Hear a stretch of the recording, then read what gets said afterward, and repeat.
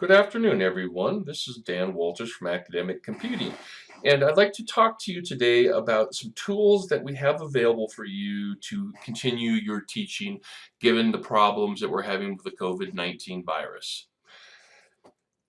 One of the first things that we have available to all the faculty is Moodle. That is our online learning platform and provides a way for you to post content for your class. You can put assignments, hold discussion, chats, give quizzes, or exams, and many other things. And it is available by going to moodle.rocky.edu. And when you do that, you're going to be taken to the page here. Now, one thing we have done over the past day is I have added every class that we have on campus into Moodle. Very shortly, I will publish those so you can see them. If you haven't used Moodle before, you're going to have to go into it to create your account for the very first time. So you're going to come over to the username. Your username is going to be your first name dot last name, the one that you use to log on to the campus PCs or the campus Wi-Fi, and that password. The first time you go in here, it's going to go ahead and ask you to fill out some information. Please fill that out, and then it's going to have you put your email. I would use your Rocky email. Once you're finished with that, it's going to ask you at the very end to go ahead and submit. Once you submit all that information, it's going to come back with a little note telling you that it's going to send you an email. You need to go into the system, your email that you used, open that email, click the link. And once you've done that, then your account will be set up in Moodle. And if you haven't used it before, let me know that you've done that, and I'll go ahead and I'll put you as the instructor for the courses. Now, another tool that's available out there is a online meeting software called Zoom. Zoom has a free version, and it's good for about 40 hours of streaming. The client is fairly easy to use, and it's free for your students to install. You can set up an online meeting and allow students to log in and communicate to you in real time. You're going to have a webcam to use that. Only problem with that is that you cannot record the meeting. So as of this morning, we have given you guys the ability to live stream for up to 100,000 viewers or have an interactive meeting with up to 250 participants using a tool called Google Meet. In the past, it didn't have a lot of feature sets, but that's improved greatly.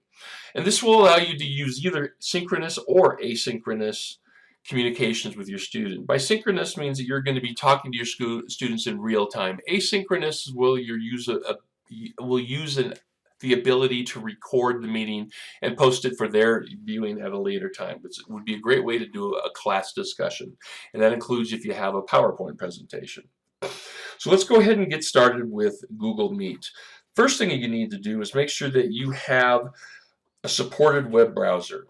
The two that you want to be using is either Google Chrome or Firefox. I would recommend using Google Chrome since this is all Google's applications and they just play better.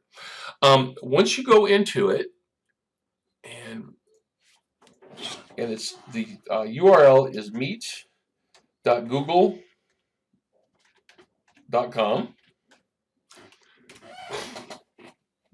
and that's going to come up into this. Now, the one thing you have to be at before you log into the meeting is you have to make sure that you're signed into your emails on that system because it's using your Rocky logon to get into it. So when you first get into this system, it's going to pop up with a question asking that if it's okay to use your web camera and microphone. Please make sure that you do that.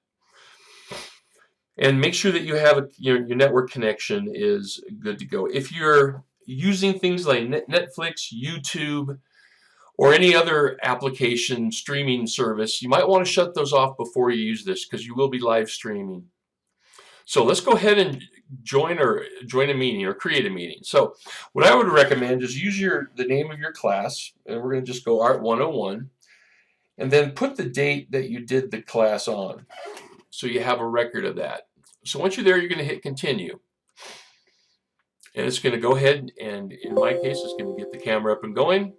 And it popped up down here about making sure that I allow it. Yours may have some other different antivirus that does that. And then it may pop up here asking for permission to use your webcam and microphone. So once we're in there, we're going to go ahead and join now.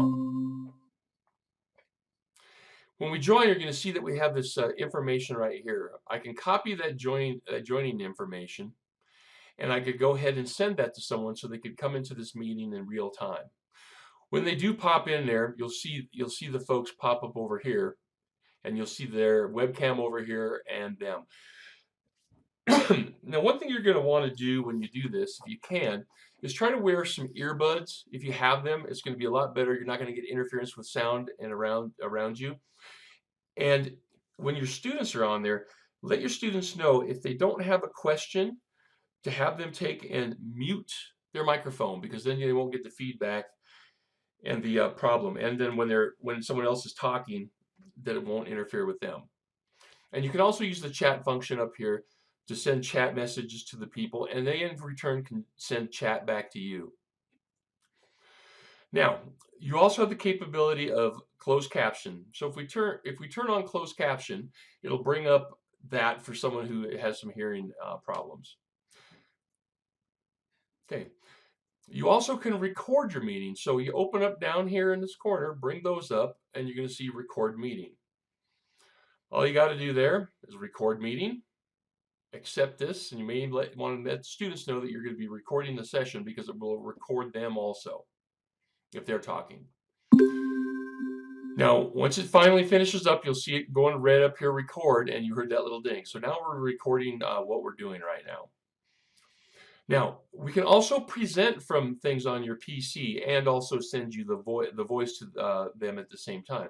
So if you come down here to present now, you can either do your entire screen or you can do a window within your screen. In the case of this one, I want to go ahead and use PowerPoint. I've got PowerPoint open and my PowerPoint presentation's right there. So I would just click on that window and share. Once I do that, it's going to go ahead and stop the video, and it's going to show this in its place for everyone. So right now we could go ahead and open this into a PowerPoint presentation, and we could go ahead and give our class based on that, going through the slides. And when we're at the end of it, you can go stop sharing, and that will in turn bring you back into where you're on the webcam. Now, when people do talk on the system over here, the person who's talking at the moment will populate your screen. Right now, you're only seeing me because I'm the only person on this particular program right now. We'll do one later on, maybe tomorrow, with several people in there so you can get a feel for how that works. Once we're finished with this one, I'm going to go ahead and I'll get another one set up on how you would get the file, and so that you can take and bring it over and put it into Moodle. Now, the one thing with it, once you do finish your recording session here, it takes 10 minutes to an hour for it to process and create it into your account. And we'll see that shortly. So when you're done recording, you just hit up here, stop the recording. And now we stopped recording. And it'll be copying it to my Google Drive. And in your case, when you're logged in, it will go to your Google Drive. You all have a good day, and I will put some more content out there shortly. Take care.